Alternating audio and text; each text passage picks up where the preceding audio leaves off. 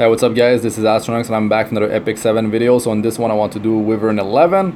And this is my team: Angelica, Yuna, Kise, and Taranor Guard. Alright, so let's go. I'll show you my gear at the end of the video. Yuna is only a 5-star. And her gear is quite bad. It's really like just gear I had left over, and it's definitely not good. Alright, so the Wyvern in 11, it's different than Wyvern 10. You could rely on applying debuffs, but you need to have 4 debuffs or more if you don't if you want the Wyvern to deal less damage to you. So what I'm doing is I have Angelica in front. She has prophetic candlestick, and when she gets hit, there's a 40% chance that her skill will be reduced by 1 turn, the cooldown of her skills. And the Wyvern attacks 3 times, back to back, and he always attacks the hero in front.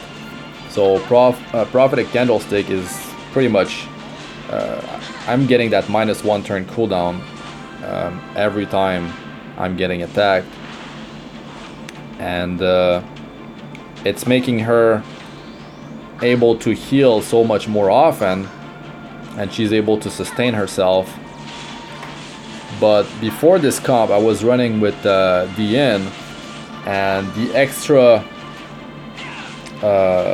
support, she was using barrier, and sometimes it was overlapping with Angelica's barrier, but the uptime on the attack buff was higher than Yuna. Yuna doesn't have any skill ups, so 5-turn cooldown, and the thing lasts 2 turns, the attack buff and the speed buff. Attack buff is 50% attack increase for your team, and a speed buff is 30% speed increase for your team. And let me just go over the Wyvern skills. As you can see, Angelica is getting super low, but that's what I'm noticing with this this group composition. This is a group composition that breaks the barrier. If you try it with your best damage setup and you can't break the barrier, you're gonna have to do a team that survives this skill. Now this removes all your buffs on your whole team. So you cannot rely on defense buff, you cannot rely on barrier to survive.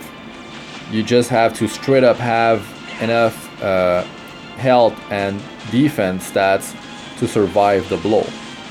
And so yeah, you get dispelled, and then there's a shockwave, and that's the hit that does the most damage. Now the Wyvern, I'll do another fight after this. Fire's protection. This thing is when you have an ice hero, you deal 30% extra damage to the Wyvern, and if you're using a hero that is not of the ice element, you will receive 30% additional damage. I mean 30% more damage. Battle result. Like Angelica is healing for a ton. Well, Taranor Guard actually did beat Kise. It's crazy. I mean, it happens. It happens. Been tracking all that stuff. So let's go in there again. The reason why my skills are turned off, by the way, guys, is because I want Taranor Guard to apply defense down as much as possible. His skill 3 absorbs combat readiness of the target, but the Wyvern is immune to combat readiness manipulation. He cannot reduce his combat readiness. The Wyvern is also immune to the speed down debuff. And Kise, I just want her to use skill 1 all the time, because it does trigger Dust Devil, and I don't want her to slow down the barrier phase, because if she uses skill 3, she's gonna potentially increase the cooldown by 2 turns on the boss's ultimate, and it's just gonna delay the barrier phase, and the barrier phase I can break it and I can actually deal extra damage to the boss. And this gives me enough time for Angelica to stabilize, to get her cooldowns back up, to heal her back up, to heal herself back up. So I just need to survive until I hit the barrier phase. It's very important to disable Kise's skills. And if you are using Taranor Guard, which is an amazing hero for Wyvern 11 especially, but even I've been using Taranor Guard since like I started using him a few days after global release. As soon as I summon him, I check his kit and I was like, yeah, I was sold. He's amazing and been using him ever since. He was my first 6-star. So the skills, so I was talking about this, but when a non-ice elemental hero turn ends, increase the caster's combat readiness by 10%. So you are giving him 10% combat readiness if you every time a hero that is not of the ice element goes. So initially I was trying Falconer Clury, but she was giving him 10% combat readiness every time, and she was gaining extra turns, and like he was getting more and more combat readiness. And when he goes in the barrier phase, the Wyvern actually slows himself down by a ton, and giving him 10% combat readiness is very dangerous. Like he's gonna go through that barrier phase much quicker.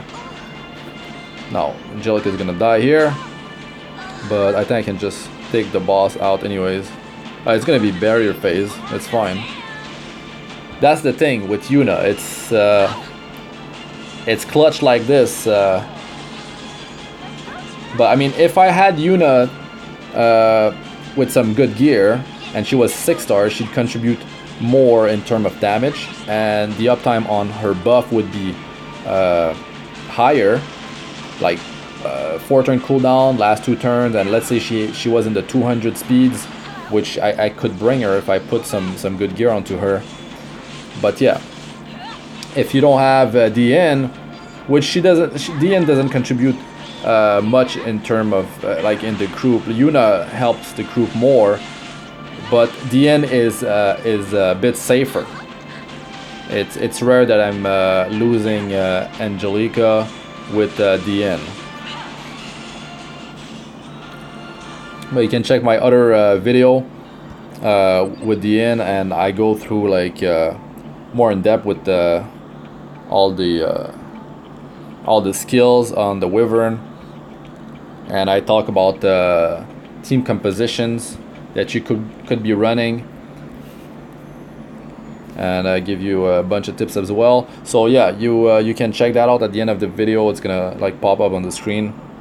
And let me just show you my gear for this group. So skill ups first. Kise, Taranor Guard, Angelica, and Yuna all the way here. Alright, now the stats. Just pause if I go too quick.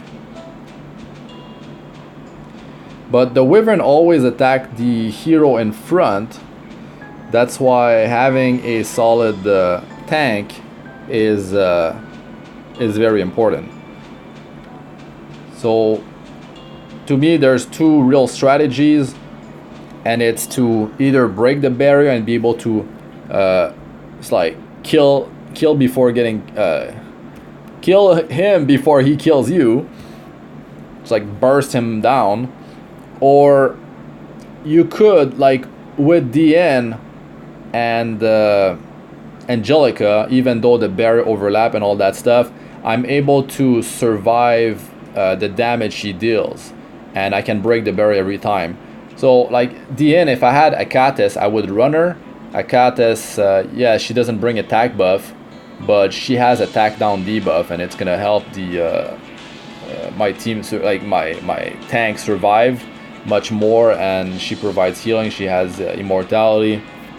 But really, like if I had Doris as well, Doris is an amazing healer, and Requiem Roar could be used as well. Defense down, attack down debuff, and boost the group's combat readiness.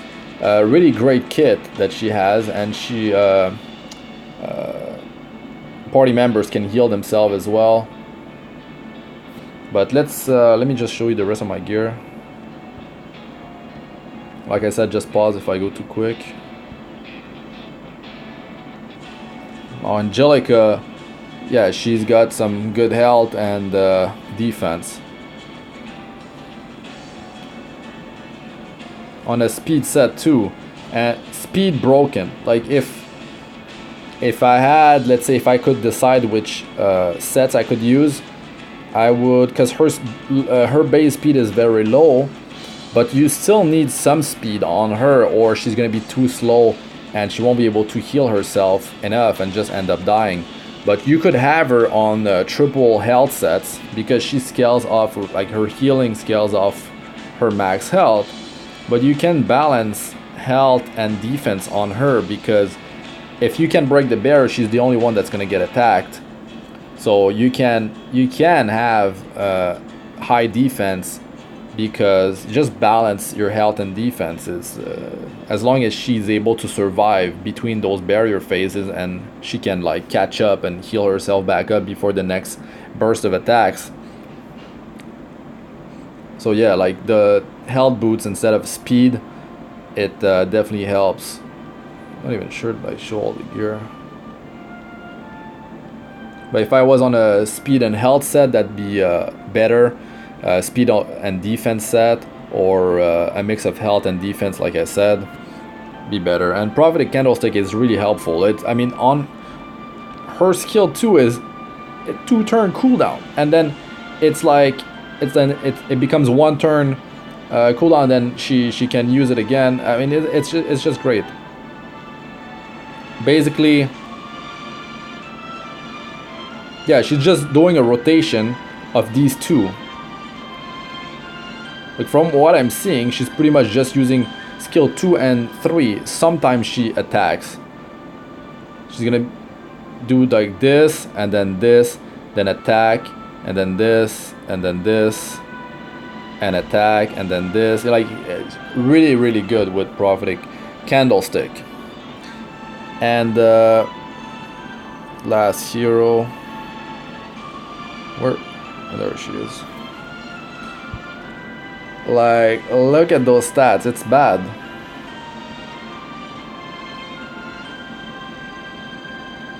I could have went for survival, but she doesn't get hit. Unless you get unlucky on the first wave.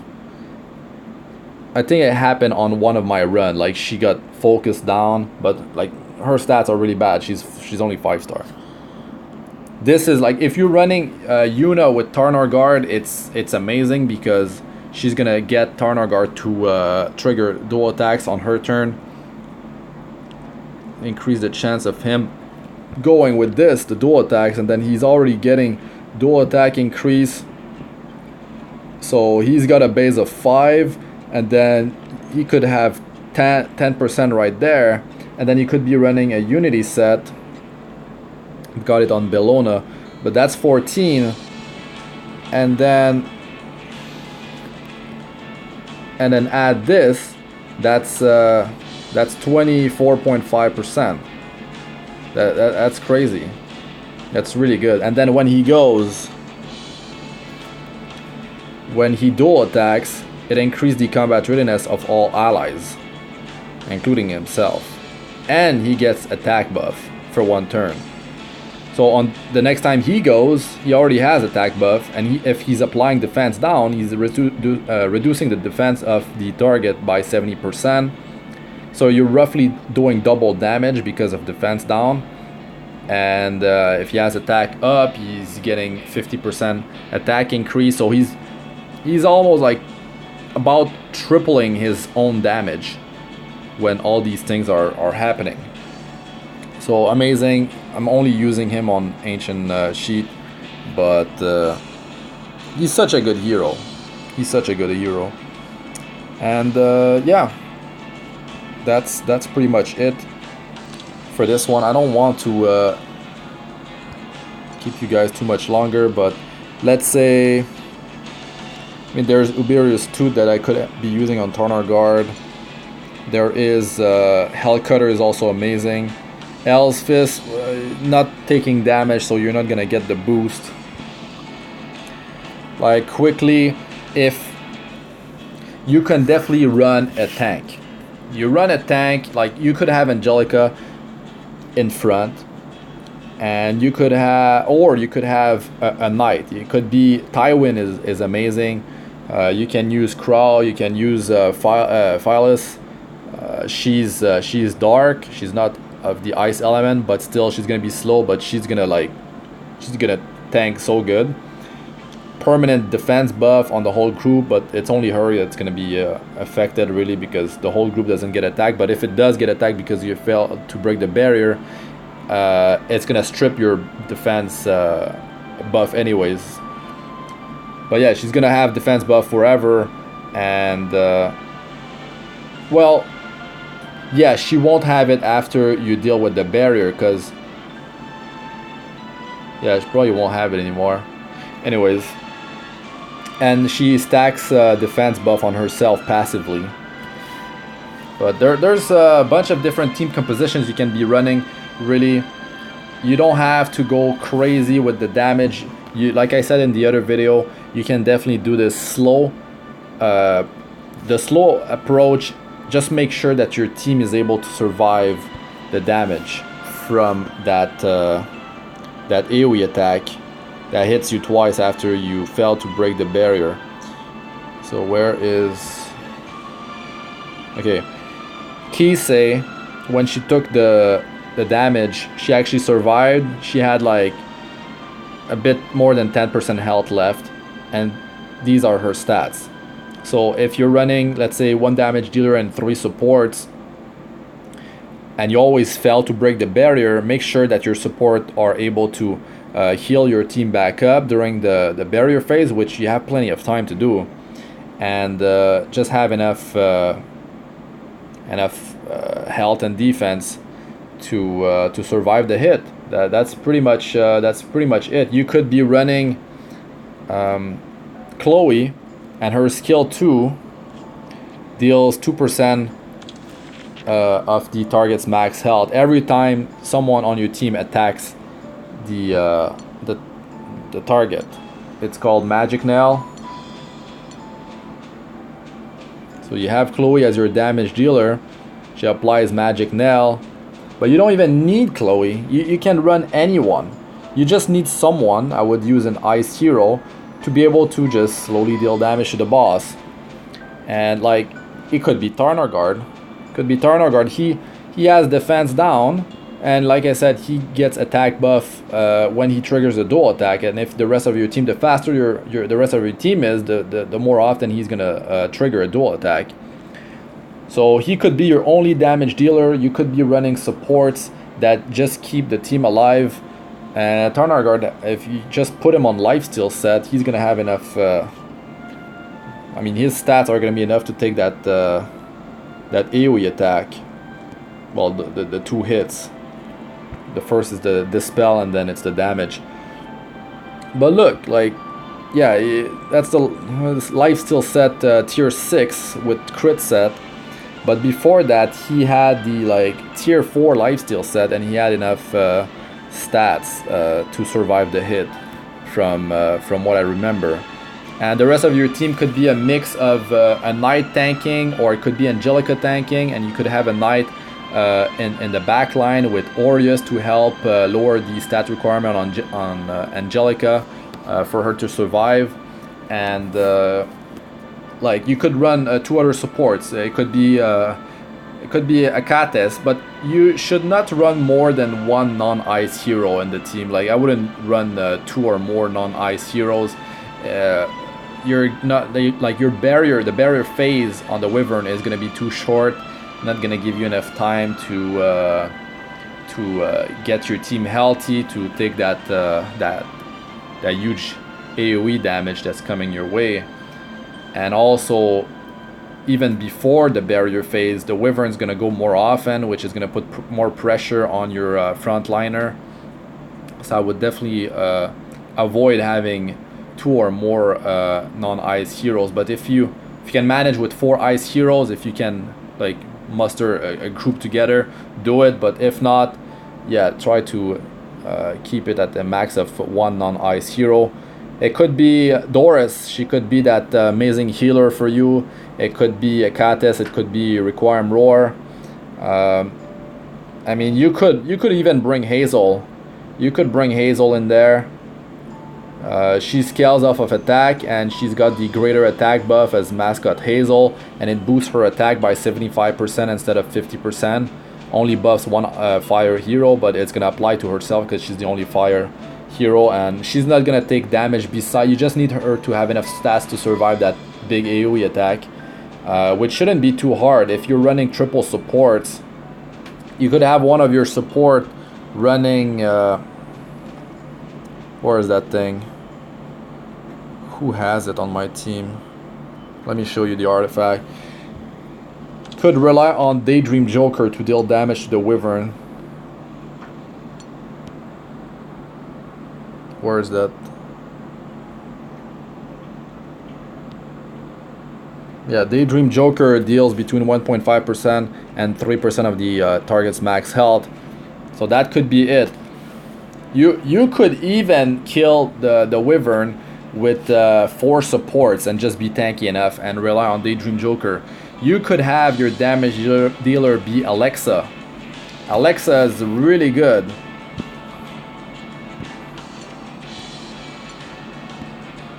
Alexa is only 3-star, everyone can get her. And she poisons for 2 turns, and it's 2 poison effects. So that's 20% of the Wyvern's health. Well, unless it's hitting the barrier, then it's not doing anything. But you just need everyone to survive that AoE attack. And you get her for free, so that's another plus. You can run Crozet in front line. He does attack down debuff on skill 1. I would turn off his skills, and you could have Alexa as your damage dealer. And then as support, like, you don't even need attack buff, to be honest, since you're gonna rely on poison. And like, I would put maybe Dust Devil on Alexa, or you could have Daydream Joker.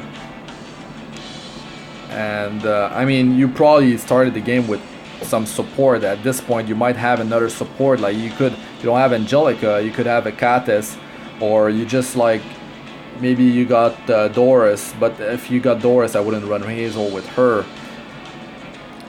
You could, I mean, if you have Angelica, of course, you put her in front with Prophetic Candlestick, and then you have, you could have a knight in the back line able to carry Aureus, which is gonna increase the defense of your whole group by 10%, which is gonna help for that big AoE attack. That's gonna lower the stat requirement on your whole team if you are carrying this. You can also have your knight in front with Aureus, because your knight, you just make him as tanky as possible. And then you could have Angelica on, well, you'll need a bunch of health onto her because her healing scales off of her health. But you need, you will need more speed, so you'd probably run like speed boots and speed set on her, just so she can heal the whoever's tanking in front of, as fast as possible. But a solid knight, a solid tank in the front line is gonna have better base stats than Angelica to begin with, so it's gonna be easier for you to actually gear that hero. And if you have a knight that buffs himself with defense buff, it's gonna be even easier, because defense buff boosts the defense by 60% of the hero. Tywin has a defense buff for 3 turns. Man, I wanted to make a guide, like really like team composition and all that, but I'll just go through this as quick as I can. So skill 3 increases defense for 3 turns. You could skill it up and have it on a 4-turn cooldown. And if you build him, I mean, if he's going to be frontlining, he's probably not going to have that much speed, but he provides defense down. He provides defense up for himself. and he increased his own attack and crit chance. Okay, for him it's not that big of a deal, but from what I know, this is random. You cannot, unless you manual. If you manual, you could target this onto your damage dealer, and you could do some crazy stuff with this thing in terms of damage. And this, unfortunately, is not gonna be helpful for you. But so you've got Tywin, you've got Crow that buffs the defense of the whole group. I mean, it's gonna help for wave 1, but not gonna help for that that AoE damage that's gonna strip before dealing the damage. But yeah, and he can have a barrier for himself. He deals some damage because the lower his health, the more damage he's gonna deal, and he penetrates defense. And yeah, defense up, last 2 turns, and 3-turn cooldown with skill ups. So you've got that. Boss is immune to provoke. Then if you want to run Phyllis, you've got well, barrier, turn skills off if you have someone else that applies barrier in the group. Increase defense when attacked, increase defense of all allies by 2 turns.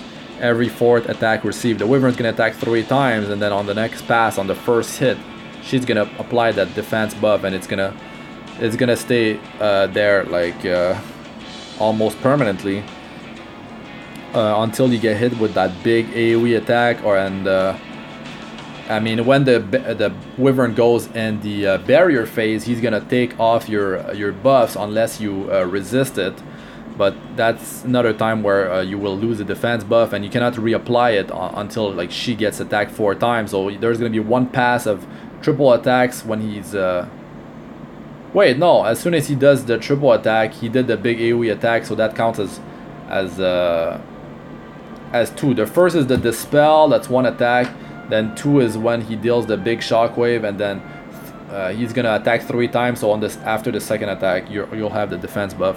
Anyways, Phyllis is very tanky to begin with, and she has a passive defense buff that stacks over time. Provoke is not gonna be useful, but she's like a brick wall. You've got